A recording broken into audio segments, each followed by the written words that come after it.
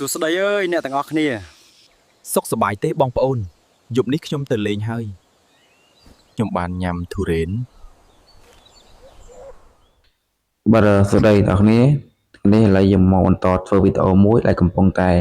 ផ្ទុះមែនទែននៅក្នុងបណ្ដាញសង្គម Facebook ក៏ដូចជាបណ្ដាញសង្គម TikTok និង YouTube អញ្ចឹង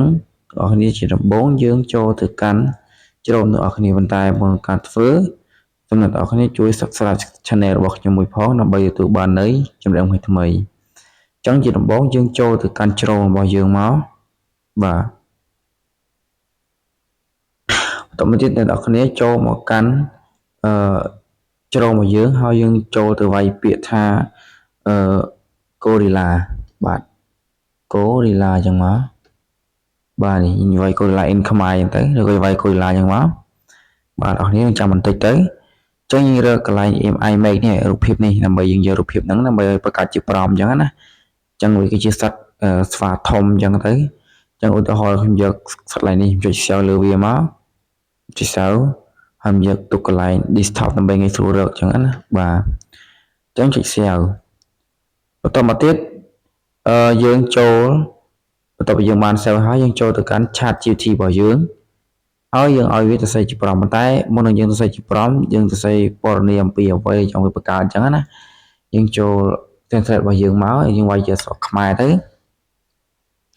យើងថាសរសេរប្រមបាទយើងថាយើងសូមសរសេរប្រមបាទយើងថាសរសេរបាទសរសេរប្រមយើងសរសេរប្រមអំពីអំពីវាពីនេះអំពីអំពីនេះបាទជាមួយនឹង description ក្រោយ description បាទខាងក្រោយបាទចំណុចជើងក្នុងចំណុចជើងហ្នឹងចំណុចនោះនេះចំណុចបាទជាបាទឲ្យតាស្វាតាស្វាបាទនិយាយមកកាមេរ៉ាទៅនិយាយមកកាមេរ៉ាទៅ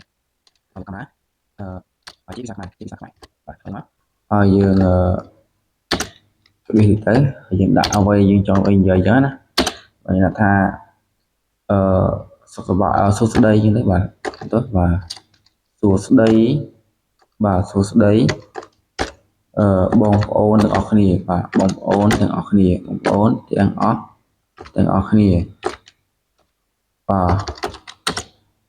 ថ្ងៃនេះបាទថ្ងៃនេះខ្ញុំបាទញ៉ាំទុរេនទៅញ៉ាំទុរេនទៅ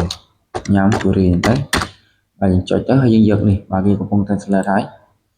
បាទបន្តិចទៅនេះយើងយកហ្នឹងមកយើង copy កន្លែងអ៊ីងលីសហ្នឹងមកយើង copy វាហើយយើងយកទៅដាក់នៅក្នុងchat GPT យើងចូលមកយើងចុចផាសលើវាមកហើយយើងទៅរករូបភាពសត្វស្វាធំហ្នឹងអញ្ចឹងនេះកន្លែងនេះបាទចុចលើវាមកហើយយើងចុច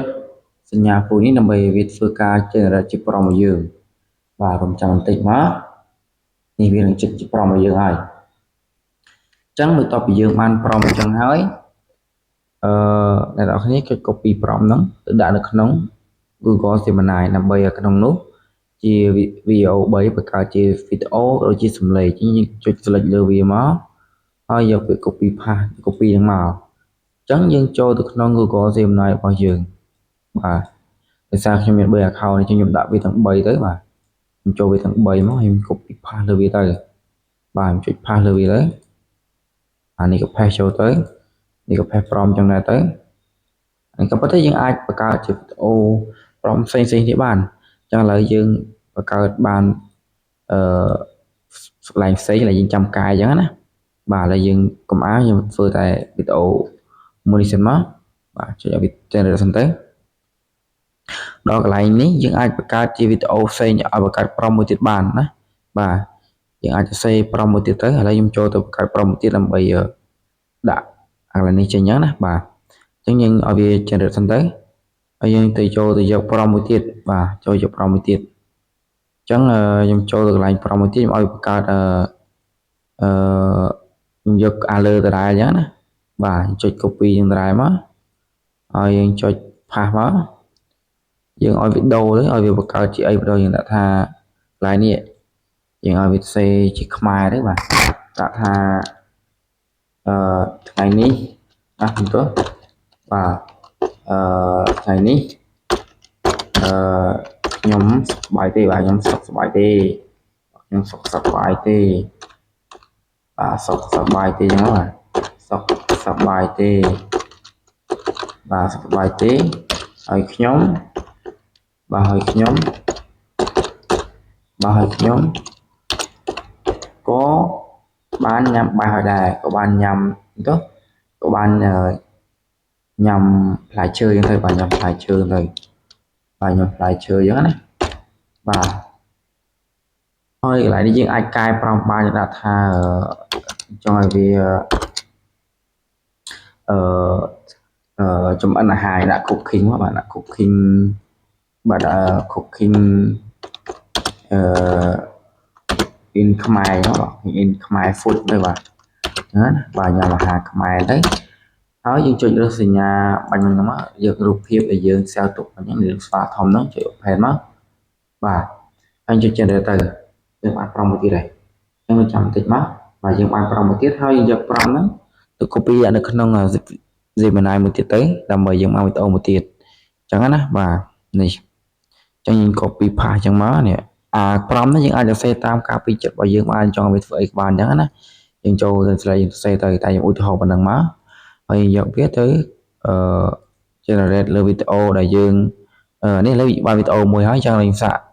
ចូលវីដេអូនេះម្ដងបាទយើងចុច copy paste អាប្រមដែលយើង copy មកអញ្ចឹងចុចទៅអញ្ចឹងទៀតទៅតែឥឡូវយើងសាក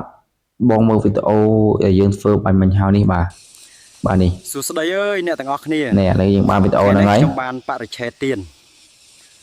បាទ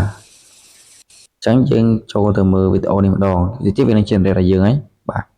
អញ្ចឹងយើងចាំ1ទៅ2នាទីទៅយើងនឹងបានវីដេអូហ្នឹងបាទយើងឃើញថាវីដេអូនេះគឺកំពុងតែពេញនិយមមែនទែនទៅលើបណ្ដាញសង្គម Facebook ក៏ដូចជា TikTok ផងដែរអញ្ចឹង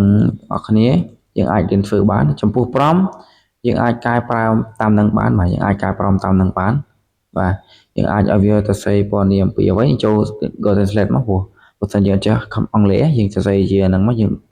ដាក់ថាញ៉ាំនៅគាត់ធ្វើសាច់អាំងសាច់អញ្ចឹងទៅហើយសរសេរជាភាសាខ្មែរនិយាយភាសាខ្មែរមកហើយយើងឲ្យ translate អញ្ចឹងទៅហើយតមកទៀតយើងយកអាហ្នឹងចូលទៅក្នុង chat GPT របស់យើងនេះហើយយើងឲ្យវា generate ជា prompt មកយកវាទៅ copy នៅក្នុង Gemini តែឥឡូវយើងត្រូវចាំមួយវីដេអូទៀតបាទអញ្ចឹងទៅទៀតយើងនឹងបានវីដេអូហ្នឹងហើយអញ្ចឹងនឹងចាំតិចមកបាទអញ្ចឹងនឹងចាំវីដេអូហ្នឹងតិចសិនទៅបាទឥឡូវយើងនឹងចាំវីដេអូសិនមកអញ្ចឹងយើងបានវីដេអូហ្នឹងមួយទៀតយើងប្រើជាពេល1ទៅ2នាទីអញ្ចឹងទៅបាទឥឡូវយើងនឹងចាំបន្តិចវាកំពុងតែធ្វើការ generate ឲ្យយើងអញ្ចឹងយើងអាចយកប្រមហ្នឹងទៅរៀនមកកើតវីដេអូ AI ចឹងបានណាថ្ងៃនេះខ្ញុំបានបរិច្ឆេទទៀតមកនេះតាមនេះសាមញ្ញសេប្រមមិនតាន់នេះបាទសួស្តីអើយអ្នកទាំងអស់គ្នាកន្លែងនេះយើងសរសេរប្រមខុសដាក់បរិច្ឆេទក៏ប៉ុន្តែញ៉ាំទៅរៀនអញ្ចឹងណាបាទយើងឥឡូវយើងយកប្រមថាថ្មីបាទយើង copy មកយើងចាំកែវាទៀតយើងចុច paste លើវាមកហើយកន្លែងនេះយើងដាក់ថាit ញ៉ាំ